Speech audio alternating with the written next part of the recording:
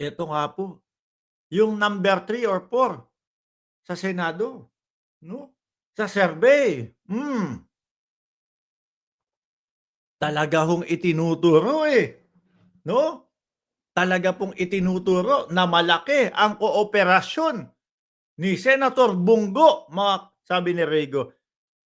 Wala bang survey si Marcoleta? Wala pong survey para dun sa mga top 20 to 30, Pasensya na po. Wala pong survey doon sa mga number 20 hanggang 30. Sabihin ko na lang po kung sino po yung mga nandun. Nandun si Kibuloy, nandun si Ipe, nandoon si, Jimmy Bondoc, oh, sino pa ba? Si Marcoleta nandiyan sila sa top 20 to 30. Oh. Si Bongo, mga kababayan, talagang itinuturo na malaki ang naging kooperasyon ho, mga bossing. Saan? Dito nga ho, 'no? Lalo na doon sa reward, mga kababayan. Grabe. Sabi ni Jiro Kansaki, 197 like. Oh, doon sa mga hindi pa naka-like diyan, pindutin niyo na po. Colonel Jovias Penido confirmed that Bongo, no, provided cash reward. Oh, ayan daw ho, no? To police officer who successful implemented former President Rodrigo Duterte laban kontra droga, no? Si Bongo naman ho, mga kababayan, paulit-ulit niyang sinasabi, wala akong kinalaman diyan, no? Hindi naman ako kasali doon sa mga tawag dito, doon sa laban kontra droga, 'no, kumbaga parang gusto sabihin ni Bongo, sila-sila lang 'yan, Parang bahala kayo diyan, sila-sila lang ho 'yan, 'no? Pero mga kababayan, 'wag nating alisin sa ating isipan na nung panahon po na namamayagpag po si dating Pangulong Duterte, siguro ang nasa isip po ng mga taong ito sila Bongo, sila Bato de la Rosa, ang dating Pangulong Duterte, kumbaga wala ng hindi na matatapos ang kanilang panunungkulan. Akala ho nila, non-stop na 'yun o forever na 'yun, mga bossing. Nagkamali ho sila kasi ang dami nilang sinabi doon sa mga interview na tipo bang parang wala na ho, parang wala ng papalit sa kanila, Wala silang takot.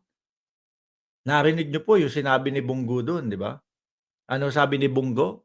500,000 sa buhay, 1,000,000 sa tegi, at 2,000,000 para doon sa mga nanlaban daw ho, mga kababayan. Biruin mo 'yun, oh. Tapos ngayon itinatanggi ho nila. Sabi ni Henry De Leon, "No to Bongo." Wala naman talagang umamin sa kasalanan na kanilang ginawa. Kahit buking na itatanggi pa nila. Korek ho, kahit meron ng mga ebidensya. Isa din ho sa reason kung ba't hindi mga nagsisi-attend diyan, mga kababayan, dahil nga baka isampal sa kanila nung mga congressman yung kanilang mga pinagsasabi doon sa kanilang mga interview. 'Pag sinabi nilang, hindi po totoo 'yan, nakasali ako sa reward. Hindi po totoo na may kinalaman ho ako diyaan sa reward na 'yan. Baka isampal sa kanila nung mga congressman yung mga interview ho sa kanila nung 2019 ho. 'No, mapapahiya sa taong bayan. Baka ma-stroke ho, 'no, ma-stroke na hindi na makapagsalita. Mako-corner ho, 'Di ba, tuloy natin. Colonel Espinido confirmed that Bongo provide cash reward to police officer who successful implemented former President Rodrigo Duterte laban kontra droga. The funding of the cash reward came from, among other, POGO entities. Naku po, eto na. Mukhang pera ng POGO pa. Mapapakamot na lang talaga tayo sa ulo, mga kababayan. Mukhang galing pa ho sa pera ng POGO. Oh, at sa iba't iba, baka tax ng bayan din ho, mga kababayan. Lagot kayo.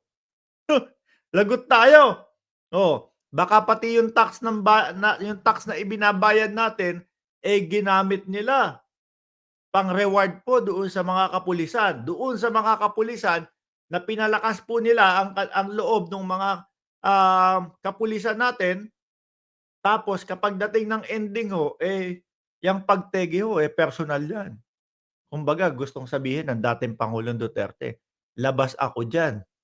Ano? Samantalang yung namamayagpag ho ang dating pangulo doon sa kanyang, posisyon, aba, "Sagot ko kayo, ako ang bahala sa inyo." Eh, kung ikaw ang pulis, narinig mo galing sa presidente yon, ano gagawin mo? Bukod sa may makukuha ka ng, reward, oh, good job ka pa sa presidente, 'di ba? Oh, tapos sa mga DDS, para ka pang ano, hero.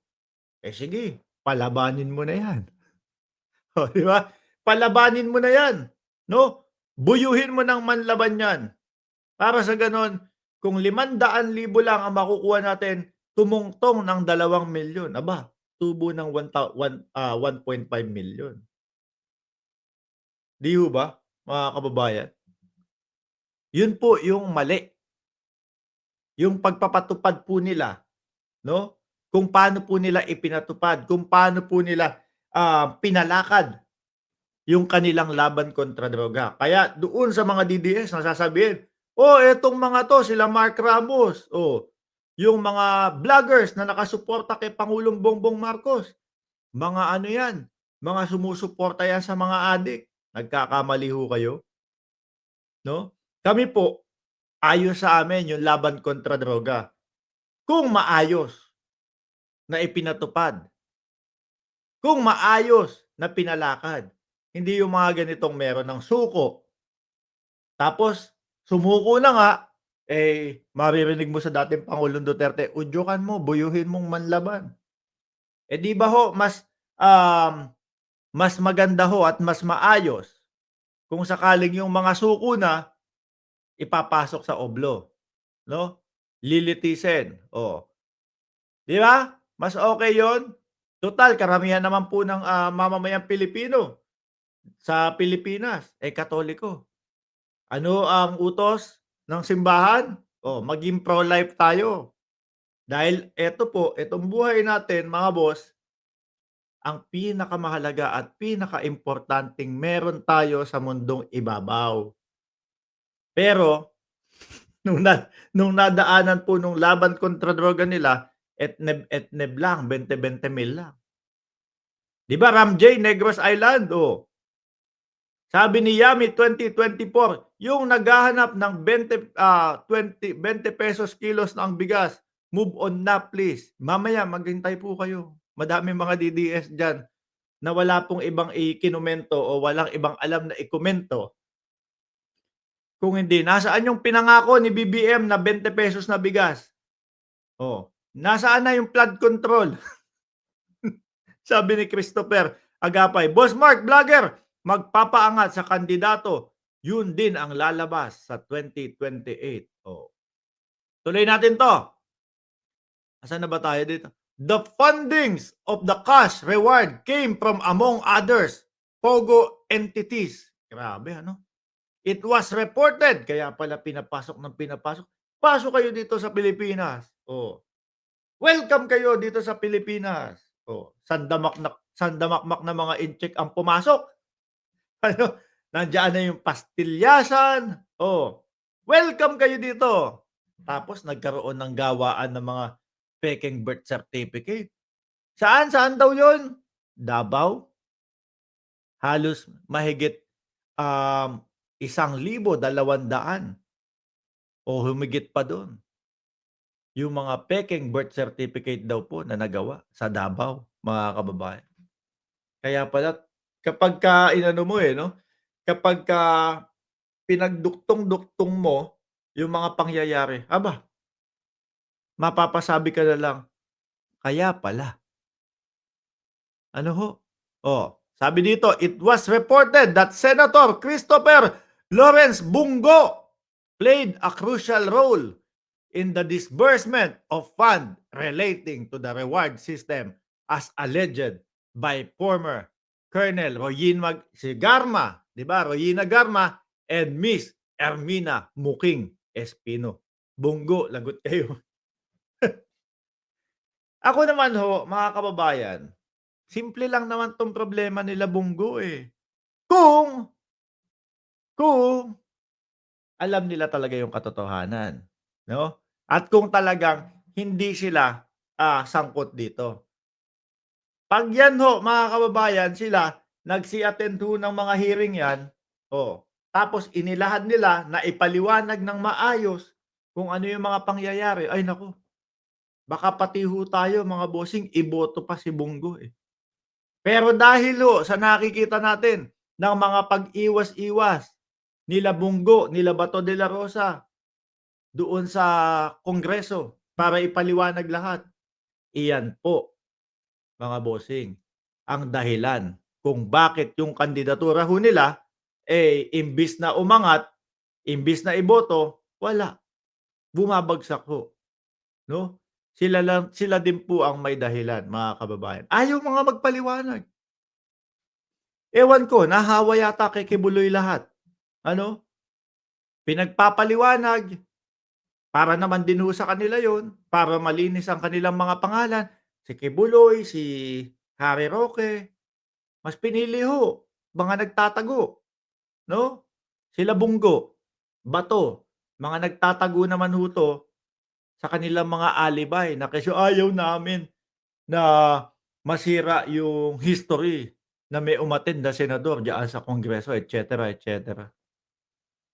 Simpleng pagpapaliwanag kung ano talaga, hmm, hindi magawa. Kaya ho hindi maiaalis sa ating isipan, mga bossing, na ano, na guilty 'tong mga 'to. Hindi naman lang ho sa Pilipinas naiisip pagka gano'n, na kapagka yung ayaw humarap, ayaw magsalita, ayaw ayaw makipag-usap, buong mundo po gano'n ang iniisip, mga kababayan. 'Pag hindi nakikipag-usap, ayaw ipaliwanag ang kanilang side, nagtatago sa kanilang mga alibay, guilty ang unang papasok sa isipan ng isang bawat personalidad ho. Sabi ni Connie Pascual, wala kasi silang mahalukay na kahit isa, 'no, na maipintas kay PBBM kasi wala talaga, malinis ang pamamahala niya. Panay ho ano, panay ho imbento, mga kababayan. Puros ho imbento ang ginagawa. Panay tanim ng kung ano-ano kay Pangulong Bongbong Marcos. Dating Pangulong Duterte, una sa nasabi ko, okey 'tong mama na 'to, rektahan sumagot. Yun pala hari din ng fake news, 'no? Hari din ng fake news ang dating Pangulong Duterte. Biruin mo ipakalat na bangag ang ating pangulo, bumabatak ang ating pangulo. Hanapan mo na ebidensya, walang maipakita. Kapagka nasusukol na, pagka naiipit na, wala na. Biglang sasabihin, "Hindi ko naman sinabi yun." 'No? Biglang mapapahawak na sa pisngi, "Hindi ko naman sinabi yun."